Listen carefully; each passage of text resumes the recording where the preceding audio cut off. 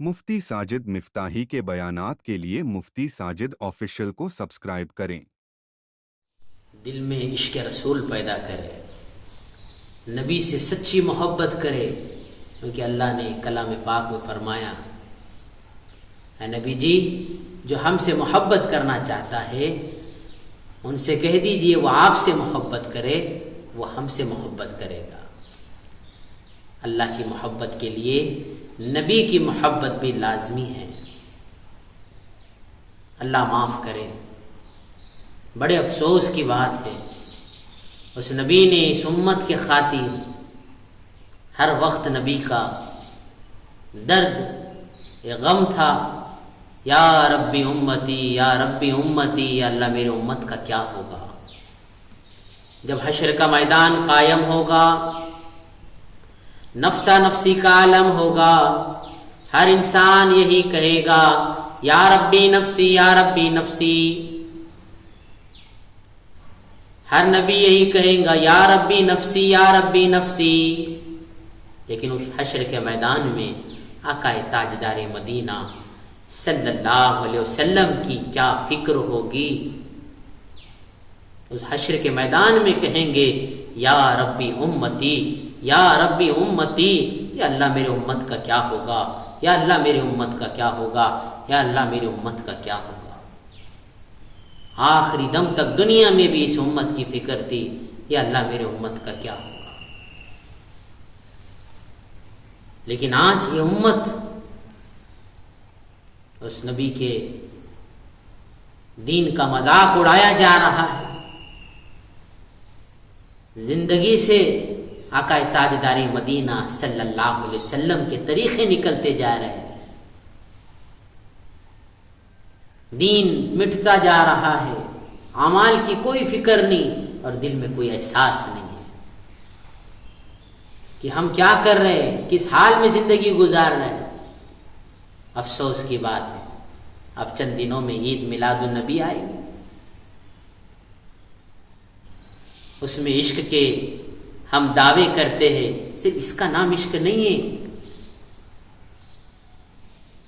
عشق تو اللہ کے نبی سے دل سے محبت کی جاتی ہے۔ اللہ کے نبی نے جو اعمال بتلائے ہیں ان اعمال کو کرنا یہ عشق ہے، جن چیزوں سے منع کیا ہے ان سے رکنا یہ عشق ہے، کہ میرے آقا نے کہہ دیا یہ چیزیں نہیں کرنا ہے، اس سے رک گیا، بات مان لیا، یہ عشق، یہ محبت کے درجے ہے۔ جن اعمال کے کرنے کا حکم دیا اور وہ کر لیا، یہ عشق کا درجہ ہے۔ اللہ معاف کرے، اس لیے عشق محبت یعنی عشق نبی دل میں پیدا کرے، آخرت میں یہی نبی کی محبت پر نجات ہوگی۔ اس لیے میں آپ لوگوں سے درخواست کر کر کہتا ہوں، اس کی عشق رسول دلوں میں پیدا کرے، سچی محبت رکھے نبی کی دل میں۔ اور محبت یہی ہے، کون سی؟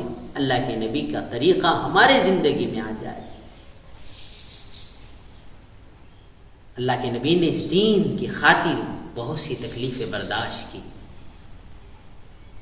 بہرحال اللہ کا احسان ہے، اللہ نے ایسی نبی کی امت میں پیدا فرمایا جو امام الانبیاء ہے، خاتم النبیین ہے، جس کے صدقے میں اللہ نے ساری کائنات کو پیدا کیا ہے۔ سارے نبیوں کو اللہ نے اسی نبی کے امت، اسی نبی کے طفیل میں پیدا کیا، اسی نبی کے صدقے میں پیدا کیا۔ حضرت آدم علیہ السلام فرماتے کہ اس نبی محمد کو پیدا کرنا نہ ہوتا تو اللہ مجھے بھی پیدا نہ کرتا۔ اللہ کا کتنا بڑا احسان ہے، اللہ نے جتنے نبی بھیجے ہیں اور آخری میں نبی کریم صلی اللہ علیہ وسلم کو اللہ نے بھیجا، تو اللہ نے اس نبی کی امت میں ہمیں پیدا فرمایا، جس کی تعریف قرآن میں امت کی تعریف ہے، لیکن اس کے علاوہ اور بھی دیگر کتابوں میں۔ آپ تورات اٹھا کر دیکھیے، تورات میں حضرت موسیٰ علیہ السلام نے اپنے قوم سے فرمایا، اے میری قوم، ایک آخری زمانہ آئے گا، اس میں ایک نبی ہوں گے جن کا نام محمد ہوگا، وہ بھی آخری ہوں گے، ان کی امت بھی آخری ہوں گی، وہ بھی افضل ہوں گے، ان کی امت بھی افضل ہوں گی۔ زبور اٹھا کر دیکھیے، زبور میں حضرت داؤد علیہ السلام نے اپنے قوم سے کیا فرمایا؟ اے میری قوم، ایک آخری زمانہ آئے گا جس میں ایک نبی ہوں گے جن کا نام احمد ہوگا، وہ بھی افضل، ان کی امت بھی افضل ہوں گی۔ انجیل میں اسی طرح یہی بات ہے، انجیل میں حضرت عیسیٰ علیہ السلام نے اپنے قوم سے فرمایا میری قوم، ایک آخری زمانہ آئے گا جن میں ایک نبی آئیں گے جن کا نام احمد ہوگا، وہ بھی افضل ہوں گے اور ان کی امت بھی افضل ہوگی۔ تورات میں اللہ نے یہی فرمایا، زبور میں بھی امت کی تعریف فرمائی، انجیل میں بھی تعریف فرمائی، اور قرآن میں بھی اللہ نے اس امت کی تعریف فرمائی۔ کیا فرمایا قرآن میں؟